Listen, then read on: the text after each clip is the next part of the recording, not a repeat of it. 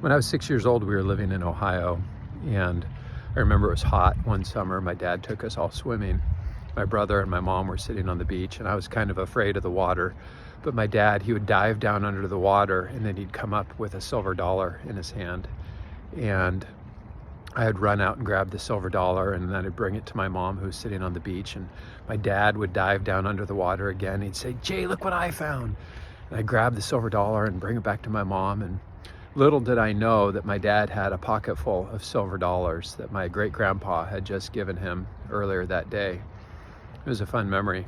Fast forward, I had just finished college, and I was getting ready to move to Alaska. My girlfriend at the time was moving to Alaska, and so I thought it sounded like an adventure. I had everything I owned packed in this car. I remember everything I owned fit in a duffel bag as I was getting ready to move to Alaska. And I had a Jim Croce cassette tape on the front seat of the car, and I was going to listen to Bad Bad Leroy Brown and Time in a Bottle, and had my harmonica sitting on the seat next to the cassette tape. And my dad comes out and he gives me a hug as I'm getting ready to get into the car, and then he shakes my hand. And as he shakes my hand, I feel that he's pressed a silver dollar into the palm of my hand. And he said to me, he said, "Jay, I just want you to know that since I've moved out of my house, I've never had to go to my family and ask for money.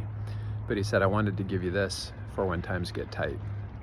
Now, the reason I tell you this story is that we all have stories around money, and I've heard people share about how money was used to discipline them, or how they didn't have enough as kids growing up, or how their parents were really tight with money and very frugal, or how parents were spendthrifts and then they got to retirement, they didn't have enough. Anyways, we have these stories, and so I just want you to think back into your childhood. Go back as far as you can and try to remember what your first memory of money was.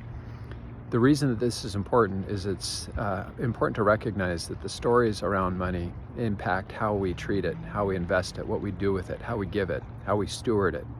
Once you understand the stories that you're telling yourself, you'll be able to become a better manager. Anyways, I hope you found this helpful. Thanks so much.